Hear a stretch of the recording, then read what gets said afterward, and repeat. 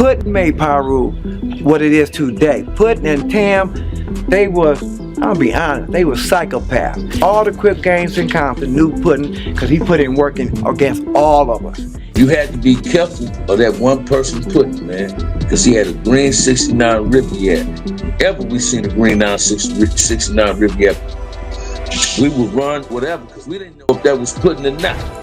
I had went to jail for shooting this Puddin who started the blood gang. So I had a lot of on the after I shot dude, but they don't know it was self-defense because he was beating me up and he was very violent and jealous.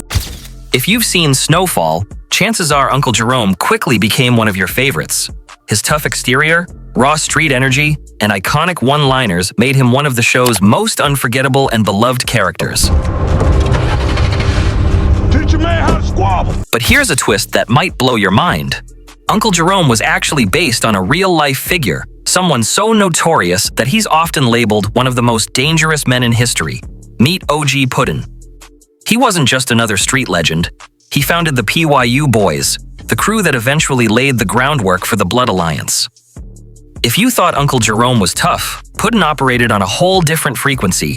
His reputation wasn't built on rumors, but on brutal actions that many describe as outright psychopathic and cold as a decaying machine. Puddin made PYU what it is today. Puddin and Tam, they was, I'll be honest, they were psychopaths. And I used to see them, I said, man, there'd be some good Crips, but these some straight killers. He was notorious for putting in work, a phrase that barely captures how vicious and unrelenting he truly was with his enemies. His name alone sent chills through the streets, and the tales tied to him were so extreme that just seeing a car that looked like his was enough to make people run without a second thought. No one wanted to risk learning whether it was actually him behind the wheel. You had to be careful of that one person Puddin, man, because he had a green 69 Riviera. Ever we seen a green 69 Riviera, we would run whatever because we didn't know if that was Puddin or not. Now, when you think of Uncle Jerome, his afro, his demeanor, and the way he moved, it's easy to spot the parallels between him and OG Puddin. Both had that undeniable presence that demanded attention. And just like Puddin, Uncle Jerome was right there during the early stages of the crack epidemic that flipped LA on its head. I need you outside. If you ain't about damn family, stay out my frame. However, as intense as Jerome's actions were in the series, they pale in comparison to the real-life chaos surrounding OG Puddin. Let's break it down. Sylvester Scott, better known as OG Puddin, was born on November 13, 1954, in Los Angeles, California. His early years were spent on 115th Street between Compton Avenue and Wilmington, just a stone's throw from Nickerson Gardens. While Nickerson Gardens is now recognized as a stronghold for the bounty hunter Bloods, in the early 1970s, it was just another part of LA's shifting gang landscape. Around 1972, the Scott family moved to Compton and settled in a modest single-story home on Pyrus Street near Parr Avenue, unknowingly placing Puddin at the epicenter of gang history. At the time, Compton was over 90% black and heavily impacted by economic struggles that created the perfect storm for gang culture to thrive.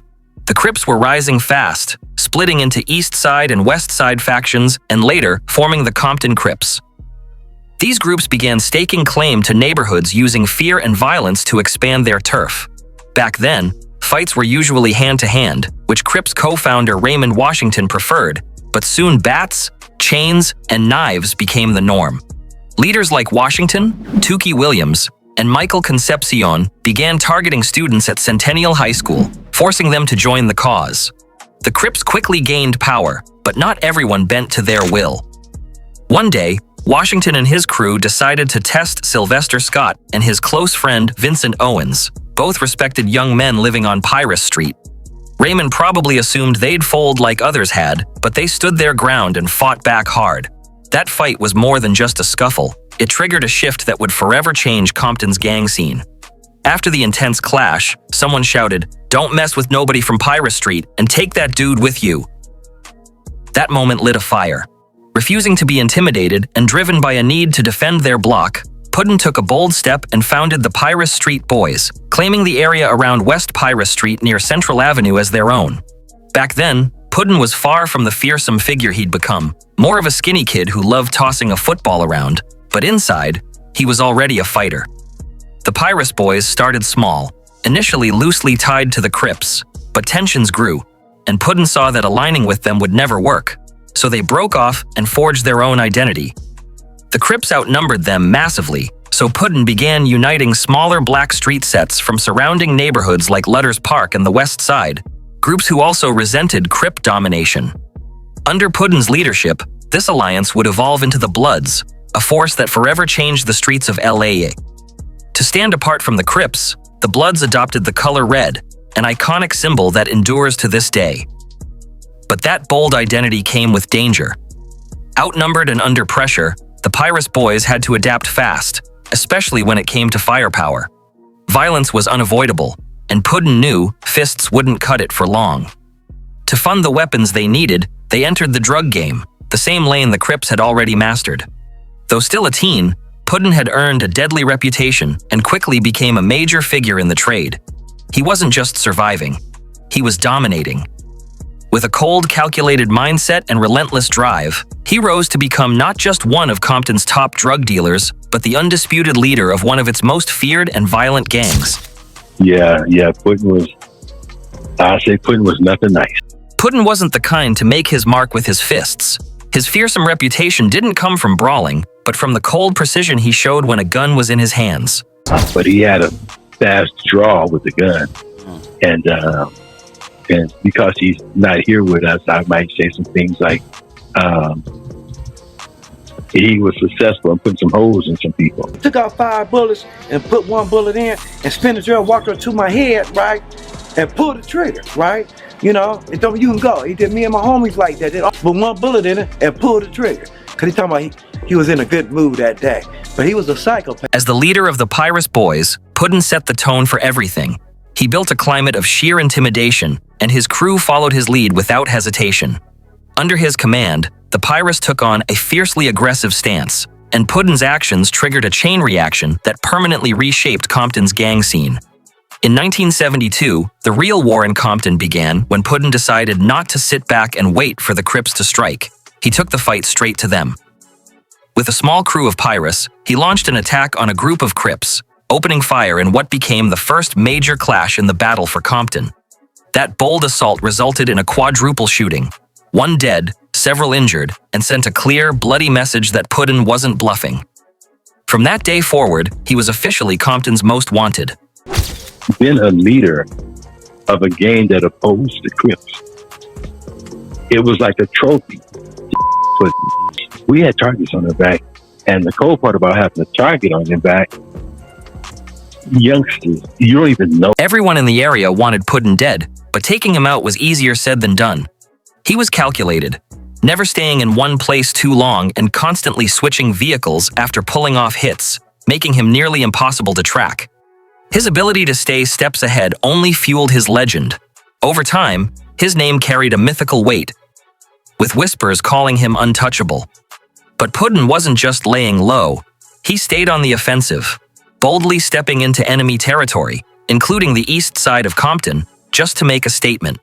One of his most infamous targets was the Red House on Pine Street, a known Crip stronghold where figures like Tookie Williams often gathered.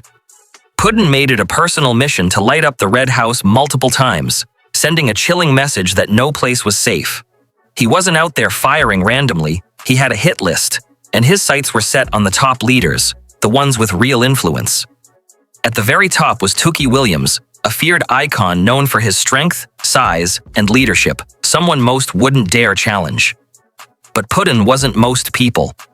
When the opportunity came, he struck, ambushing Tookie on Almond Street and catching him off guard. Armed with a .45, Puddin opened fire. Tookie tried to escape, diving behind a house for cover, but not fast enough. One of the bullets tore into his leg, leaving him badly wounded. I know he surprised Tookie. Surprised the heck out of Tookie. Over there on Almond Street. Shot him. Tookie didn't expect that. The hit shocked everyone. Tookie was viewed as untouchable, a giant in the game, and for someone to not only go after him, but actually injure him was almost unthinkable. But even a force as feared as Puddin wasn't immune to heartbreak. In 1975, his close friend Tam was killed by the Crips, and the loss hit him like a wrecking ball. Tam wasn't just another member, he was like a brother to Puddin, and his death flipped a switch. What followed was a wave of vengeance the streets had never seen. Puddin spiraled into a violent frenzy, determined to make the entire city of Compton feel the pain he was carrying. He launched a relentless campaign against the Crips, striking fear into neighborhoods across the city. The hits weren't random, they were brutal and deliberate. Crips were being shot in their legs, feet, and ankles, sending a clear message that no one was safe. In one chilling incident, a bullet passed so close to a Crip's head it knocked his hat clean off. He was left shaking, fully aware of how narrowly he escaped death. During this rampage, Puddin didn't just hit isolated targets. Some nights saw multiple locations attacked back to back, leaving the Crips scrambling and paranoid. His presence became so feared that just the sight of a car resembling Puddin's would send gang members scattering in panic.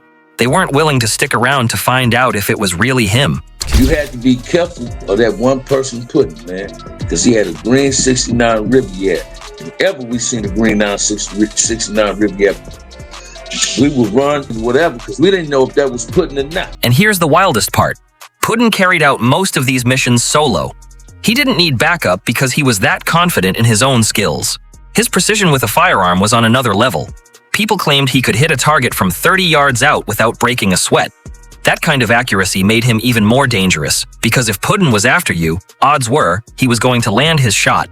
But even someone as calculated and lethal as Puddin couldn't sustain that kind of life without consequences. Eventually, his reign of terror hit a wall when he was arrested on an arch-related charge. He was sent to prison, giving the streets of Compton a much-needed breather. But Puddin didn't just sit idle behind bars. Prison became his training ground. The scrawny kid who once tossed around a football transformed into a bulked-up, more menacing version of himself. By the late 1970s, the Black Panthers were expanding into South Central, hoping to unite gangs under their banner. They'd already made progress and were eyeing Compton as the next big step. If they succeeded, it would have been a total game changer, not just for the gangs, but for law enforcement. With only 130 officers on the Compton PD roster, the idea of facing one massive super gang terrified the department. Things looked so volatile that the National Guard was a real consideration. In desperation, a few Compton officers made a secret move. They approached Puddin. Knowing the weight he held in the streets and his grip on the pirates, they offered him a deal. Keep the Panthers out of Compton, and they'd ease off his drug operations. Puddin agreed, and the plan worked. The Panthers never gained traction in Compton, largely because Puddin and the pirates made sure they weren't welcome. By holding them off, he kept control of the streets and ensured his drug trade stayed untouched, for a while. But deals with cops only go so far. In 1987, Puddin's luck finally ran out when he was arrested for selling coke to an undercover officer. It was a major bust, and he ended up in Chino State Prison. What came next exposed the deep corruption in the system. In 1991, Puddin and more than a dozen other dealers testified in a federal case against 6 LA narcotics officers accused of brutality, stealing cash during raids, and planting drugs. Puddin claimed they planted a plastic bag with 108 grams of coke in his car to frame him. He also revealed that $16,000 he had hidden in a paper bag at his mother's house vanished after deputies raided the home. He never reported it, since the money came from drug sales, but it was clear the officers had pocketed it. After his release, Puddin returned to the streets and into a relationship with Jewel, famously known as the First Lady of Death Row Records. At first, it was all heat and passion. Jewel, a rising star in the music world, and Puddin, still a street legend, looked like an unlikely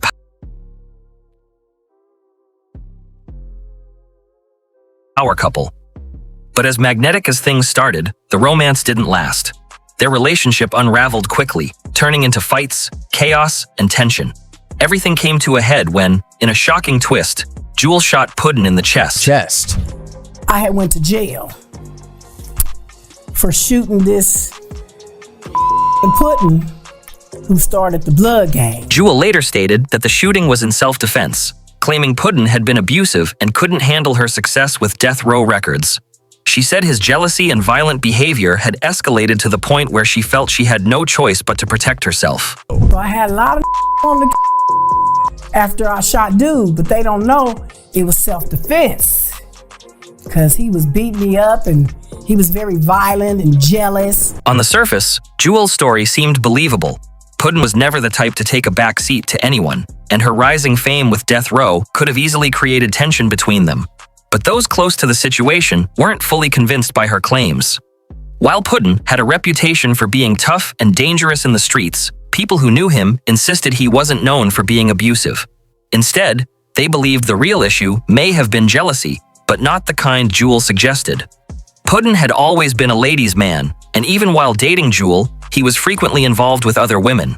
That lifestyle likely sparked mutual jealousy and constant conflict, building a pressure cooker situation that finally exploded on that fateful day. Despite the controversy, few could deny the powerful presence Puddin carried. With a full afro, sharp appearance, and a natural intelligence, many felt he stood out in any room. In a different life, he could have been a college grad or a professional. He had both the brains and charisma to thrive legitimately. But instead, he became one of Compton's most feared and infamous figures, rising to power in what was, at the time, one of the most dangerous cities in America. The gunshot wound he sustained during the altercation with Jewel would ultimately shape the remainder of his life.